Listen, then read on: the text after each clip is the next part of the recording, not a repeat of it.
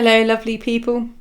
So this evening I'm reading from Meditations on the Tarot, a journey into Christian Hermeticism. We're on letter 14, Temperance. Dear unknown friend, the card of the 14th major arcanum of the Tarot places us in the presence of an angel in a robe which is half red and half blue, who is accomplishing or presiding over the accomplishment of a strange act, where he's pouring colourless water from one vase into another, or rather he's making it gush almost horizontally between the two vases at an angle of about 45 degrees, the vases being held at a considerable distance from one another.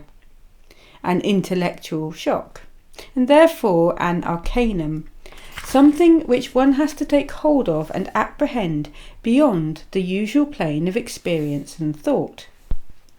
This invites us, therefore, to profound meditation, to a spiritual exercise.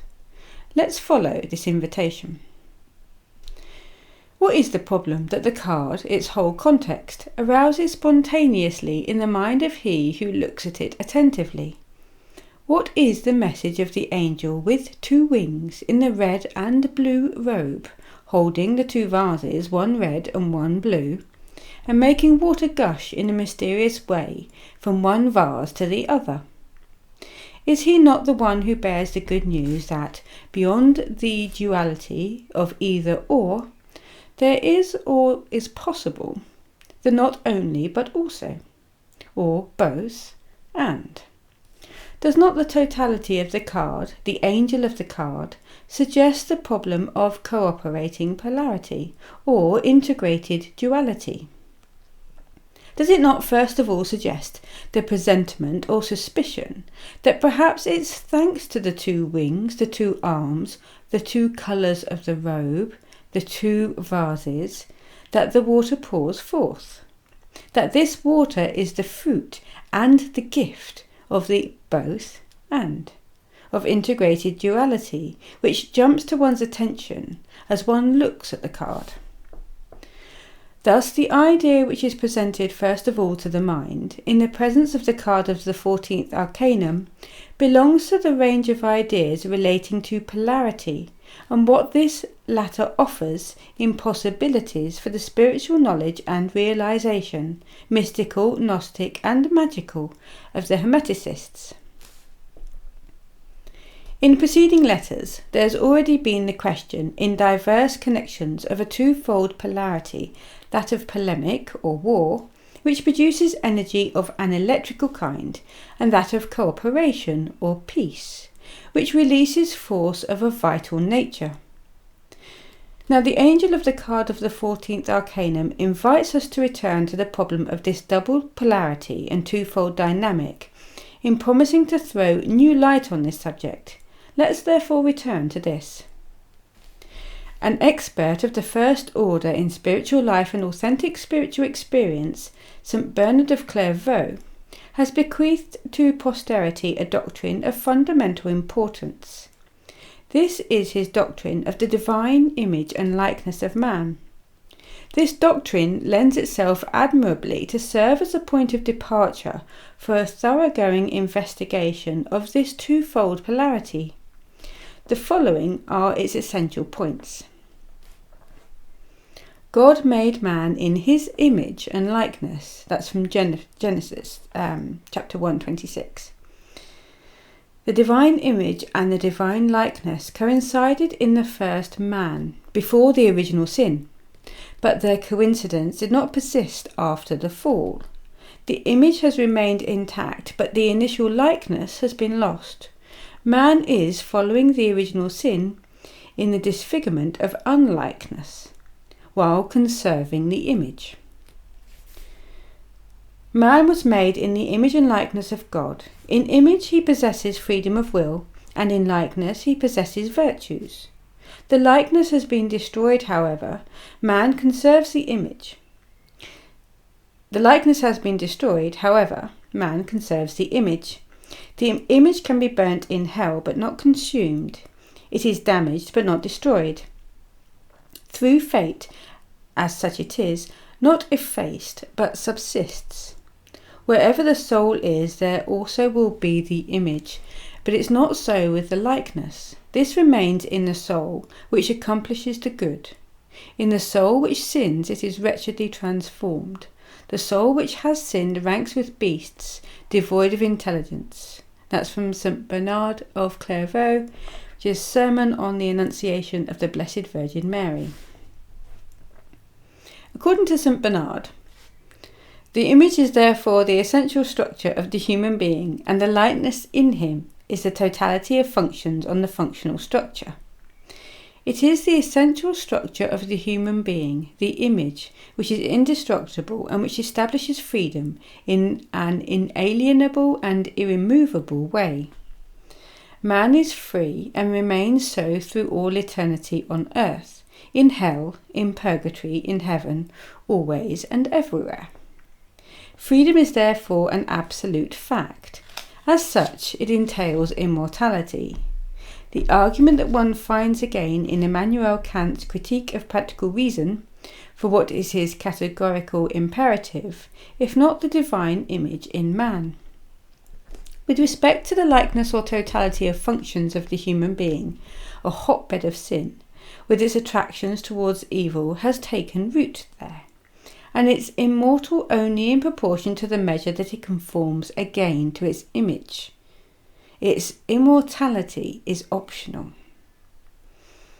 That is the essence of St. Bernard's doctrine.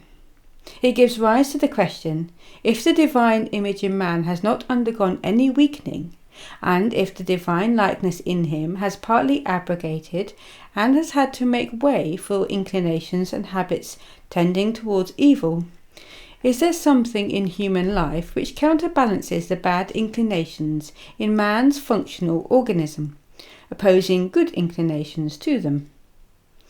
Yes, there is certainly something added to man's functional organism to play in it the role of a counterweight to the leverage of vicious inclinations and habit which have become established since the primordial fall. This is the guardian angel. The guardian angel accompanies as a faithful ally the divine image in man, just as vicious inclinations have made their way into the human functional organism, which was before the fall, the divine likeness. The guardian angel undertakes the functions destroyed by original sin in the likeness and fills the breach wrought by them.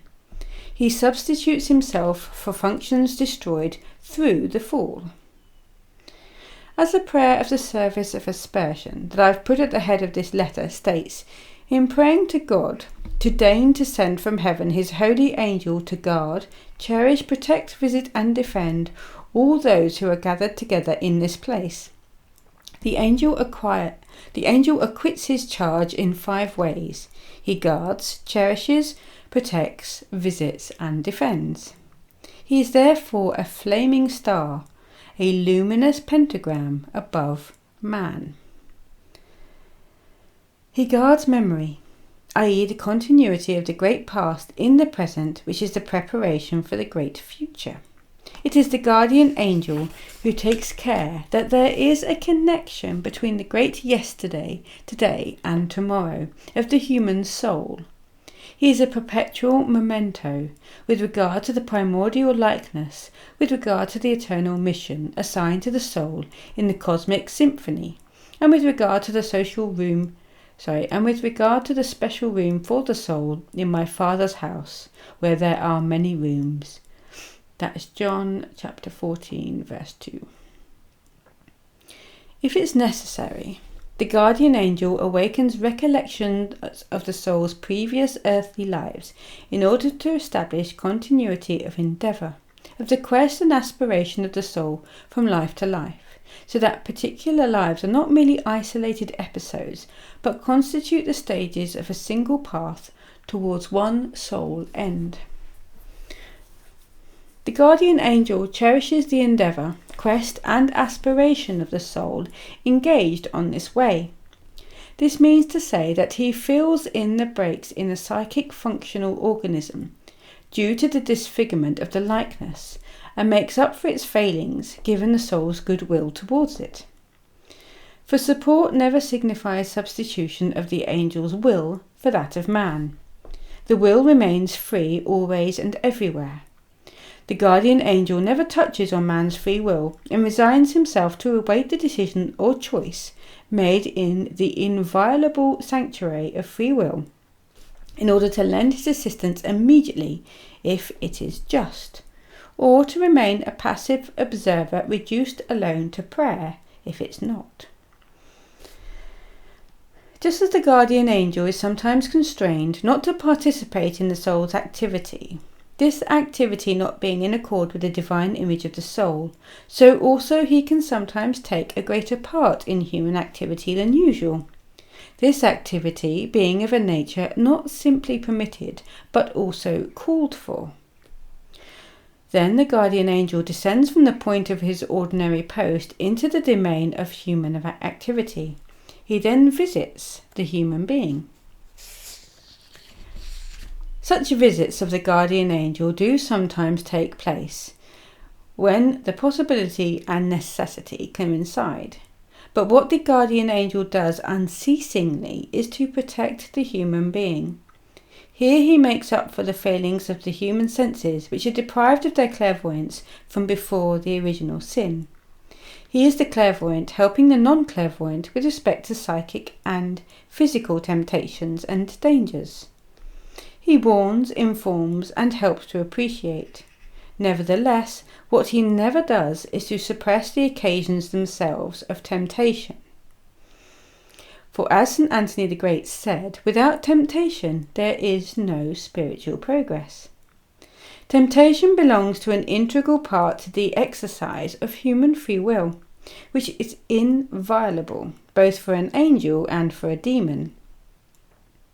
With respect to the last of the 5 functions of the guardian angel concerning man, namely his defence, it differs from the others in that it is turned above towards heaven, and is no longer directed below or horizontally.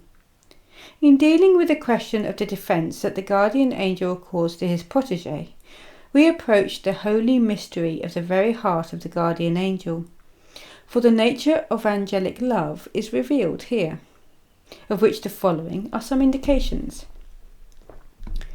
Guardian angels remain above their protégés. This means to say, amongst other things, that they screen him from heaven, from the look directed below from above. The fact that human beings on earth are screened by their guardian angels from divine justice signifies, other than guarding, supporting, protecting, and contacting, that guardian angels are the defenders, the advocates of man before divine justice. Just as Moses said to the Lord, when the children of Israel had committed the mortal sin of having preferred a god made of gold to the living God, "But now if thou wilt forgive their sin, and if not, blot me, I pray thee, out of thy book which thou hast written." Exodus chapter 32, verse 32. So do guardian angels cover their protégés before the face of divine justice. This amounts to their declaration, whether explicit or implicit is not important. Forgive them their sins. If not, efface us from the book of life that you have written. This is the defence of the guardian angels for their protégés. The guardian angel covers his protégé with his wings, in conferring on him his own merits before the eyes of divine justice, and also in taking on himself the faults of his protégé before the eyes of divine justice. It is as if he says, if the lightning of divine wrath must strike my protégé, my child, may it strike me instead of him, or if he must be struck, may it strike both of us together. The guardian angel defends his protégé like a mother defends her child, without regard to whether he may be good or bad. It is the mystery of maternal love which lives in the heart of the guardian angel. Not all angels are guardian angels. There are others who have diverse missions. But guardian angels, insofar as they are guardian angels, are mothers of their protégés. This is why traditional art presents them as winged females, and this is why the card of the 14th arcanum of the tarot also openly presents the angel as a winged female, dressed in a woman's robe, half blue and half red. Guardian angels, or should I use the feminine form, angelines, are the manifestation of high and pure maternal love. For this reason, the Holy Virgin and Mother of God bears the liturgical title Regina Angelorum, Queen of the Angels. It is the maternal love in her that she has in common with the guardian angels, and which in surpassing theirs makes her their queen. There are, as I've said above, other angels who are not guardian angels. I'm not speaking of the 8 celestial hierarchies above that of the angels. I'm speaking solely of the hierarchy of angels, i.e. of the 9th celestial hierarchy. There are angels who are messengers, angels or angeloi, messengers in Greek, in the proper sense of the word. There are angels with special missions and tasks. Angels of the Father, the Son, the Holy Spirit, the Virgin, death, life, karma, relationships between different spheres, revelations of wisdom, knowledge, ascetic discipline, and many others. Many of them represent paternal love, or rather fraternal love. Here I don't want to say anything either for or against what Swedenborg says concerning the sex of angels. But what I would like to portray here is the maternal love of guardian angels, and that there are other angels who represent paternal love and also fraternal love. And it's in this sense, and only in this sense, that I would like you, dear unknown friend, to think of the angels as entities in whom prevails either the tenderness of maternal love or the justice of paternal love. For what it is a matter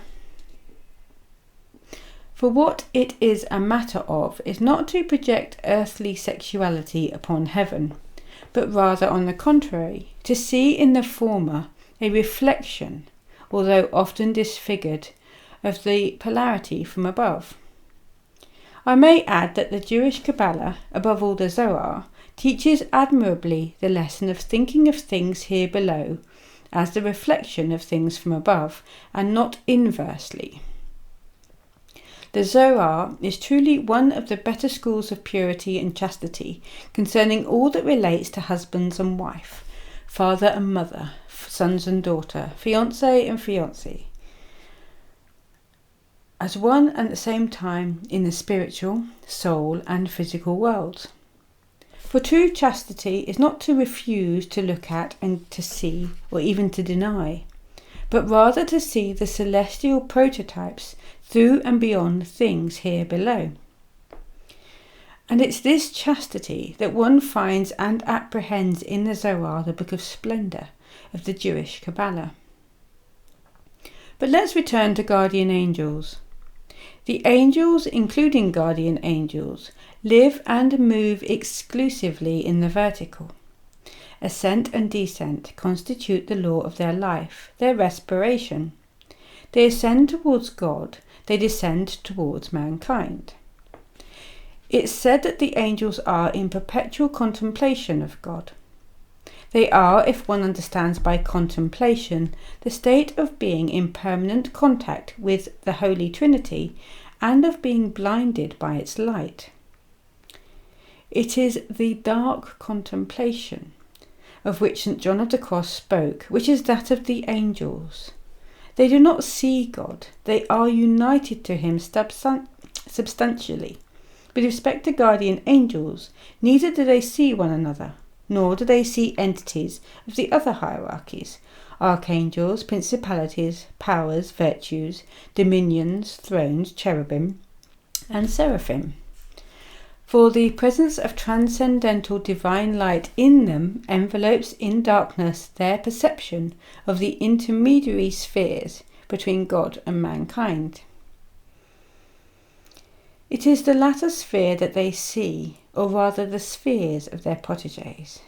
It's here that they make use of this clairvoyance, which the human being who has lost it has need for the protection it affords.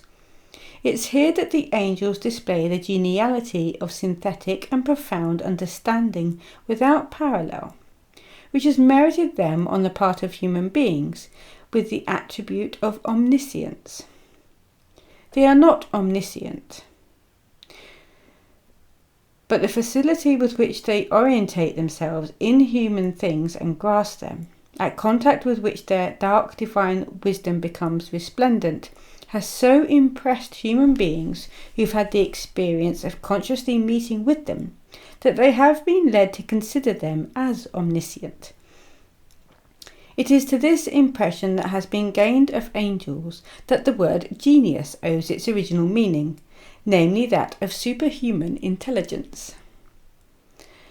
But, and this is the tragic side of angelic existence, this geniality shows up only when the human being has need of it, when he makes room for the flashing forth of its illumination.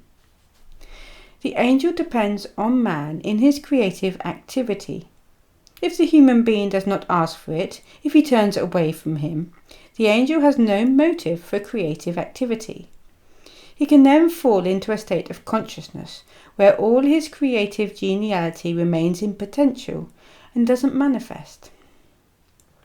It's a state of vegetation or twilight existence, comparable to sleep from the human point of view. An angel who has nothing to exist for is a tragedy in the spiritual world. Therefore, dear unknown friend, think of your guardian angel. Think of him when you have problems, questions to resolve, tasks to accomplish, plans to formulate, cares and fears to appease. Think of him as a luminous cloud of maternal love above you, moved by the sole desire to serve you and to be useful to you. Do not allow the scruple to arise in you, however noble it may be, that when you appeal to your guardian angel, you are allowing an entity to come between you and God, who is not God, and that therefore you abandon the aspiration to immediate contact between your soul and God, to the direct and authentic touch of God without intermediary. For the guardian angel will never interpose himself between your soul and God in any way, even to an infinitesimal degree, to impede the occurrence of the Song of Songs of your soul and God. He has no other concern than to make these immediate and authentic contacts possible, to render your soul disposed to them. And he withdraws as soon as his Lord and yours draw near to your soul. The guardian angel is the friend of the bride at the spiritual marriage of the soul and God. Just as the friend of the husband who prepared the way of the Lord and made his paths straight was obedient to the law of the friend of the husband, he must increase, but I must decrease. That's taken from John. So does the friend of the bride who prepares the way of the Lord and makes his paths straight obey the same law. The guardian angel withdraws before the approach of one who is greater than he. There is what is called in Christian Hermeticism the freeing of the guardian angel. The guardian angel is freed, often in order to be able to acquit new missions, when the soul has acquired the disposition of the part of likeness, in order to experience the divine more intimately and more immediately, which corresponds to another hierarchical degree. Then it is an archangel who replaces the freed guardian angel. Human beings, whose guardian is an archangel, have not only new experiences of the divine in their inner life, but also through this very fact receive a new and objective vocation. They become representatives of a human group, a nation, or a human karmic community, which means to say that from this time onwards their actions will no longer be purely personal, but will at the same time have significance and value for those of the human community that they represent. It was so for Daniel, who in praying the following was acting not only in his own name, but also and above all in the name of the people of Israel. We have sinned and done wrong and acted wickedly and rebelled, turning aside from thy commandments and ordinances. Now therefore, O our God, hearken to the prayer of thy servant, and to his supplications, and for the love of the Lord, cause thy face to shine upon thy sanctuary, which is desolate. O my God, incline thy ear and hear, open thy eyes and behold our desolations, and the city which is called by that thy name. And that's taken from Daniel.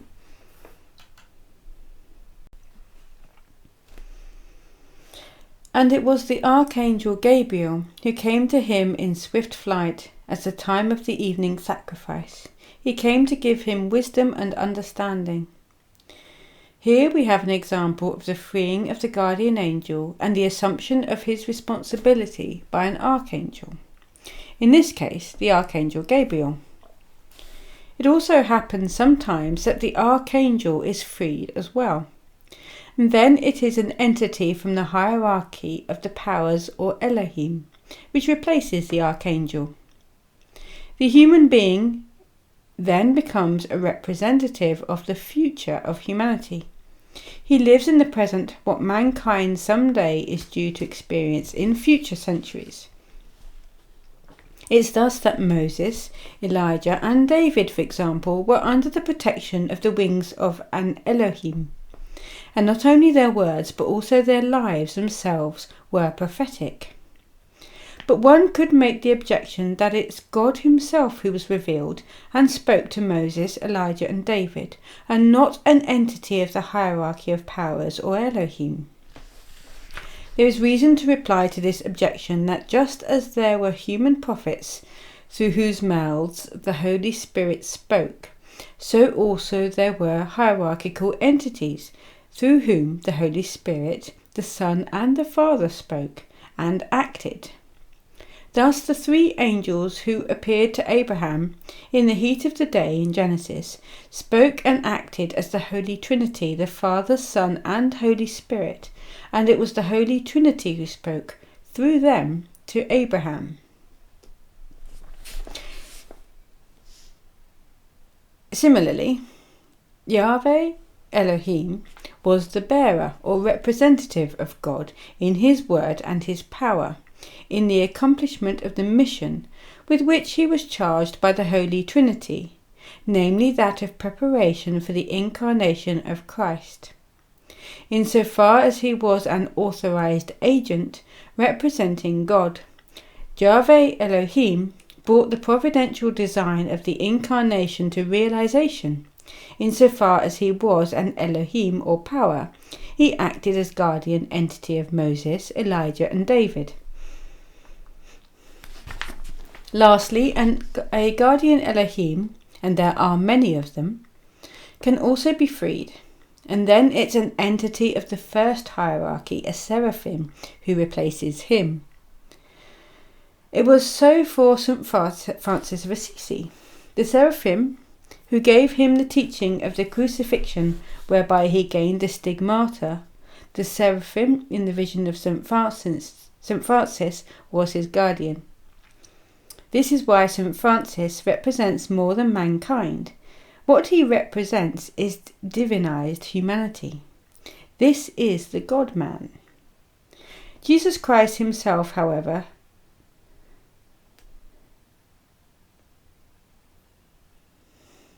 oh no. I'll read that again. Sorry, I'm getting a bit tired.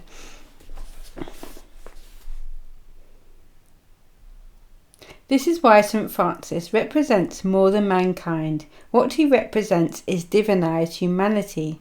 This is the God-man, Jesus Christ himself. However, stigmata are not always visible. There are stigmata, so to say, turned outside, and there are stigmata turned within. But all those who are under the guardianship of a seraphim bear the stigmata, visible or invisible, for they represent the Christ. With respect to stigmata, this subject has been treated from a practical point of view in the fifth letter of the Arcanum, the Pope. It's not fitting to treat it theoretically. Respect forbids me. The following is what St. John of the Cross said concerning the stigmata of St. Francis. It will happen that while the soul is inflamed with the love of God, it will feel that a seraphim is assailing it by means of an arrow or dart, which is all afire with love, and the seraphim pierces and cauterizes the soul, which, like a red-hot coal, or better a flame, is already enkindled. And then in this cauterization, when the soul is transpierced with a dart, the flame gushes forth vehemently and with a sudden ascent, and being wounded by this fiery dart, the soul frees the wound with an unsurpassable delight. God sometimes permits an effect to extend to all bodily senses, in the fashion to which it existed interiorly. The wound and the sore then appears outwardly, as happened when the seraphim wounded St. Francis. When the soul is wounded with love by the 5 wounds, the effect extends to the body, and these wounds are impressed on the body, and it is wounded, just as the soul is wounded with love. God doesn't usually bestow a favour upon the body without bestowing it first and principally upon the soul. That's taken from St. John of the Cross, the living flame of love. You must see, therefore, dear unknown friend, how it is with regard to the guardian angel and the union of the soul with God. There is no reason to fear that the least hindrance to this union can ever arise on the part of the entities who are spiritual guardians of the human soul. On the contrary, rather it's they who make it at all possible, and even beyond the possible, for the soul to be united with God in complete intimacy and with perfect authenticity and freedom. The friend of the wife only leads the wife to the husband, and then she withdraws. Her joy is that of herself diminishing and of seeing that of the wife increase. The card of the 14th Arcanum represents a winged female.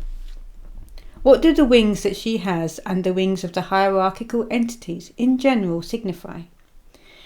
Tentacles, paws, arms, wings, are they not simply diverse forms manifesting a common prototype or principle? They are insofar as they express the desire to bear the sense of touch further, to be able to touch things more removed than those in the immediate neighbourhood of the surface of the body. They are active extensions of the passive and receptive sense of touch, which is spread out over the surface of the organism. In making use of them, the sense of touch makes excursions from its usual orbit circumscribed by the skin which covers the body. The organs of action are simply crystallized will. I'll not walk because I have legs, but rather on the contrary, I have legs because I have the will to move about. I touch, I take, and I give, not because I have arms, but I have arms because I have the will to touch, to take, and to give. The what of the will engenders the how of the action, the organ, and not inversely. The arms are therefore the expression of the will to bear touch further than the surface of one's own body. They are the manifestation of extended touch, due to the will to touch things at a distance. It's similar with wings. They are also an exteriorized will, a will become organ. This is the will to go out from the usual orbit, not only in the horizontal but also in the vertical, not only to bear touch forward, but also to bear it above.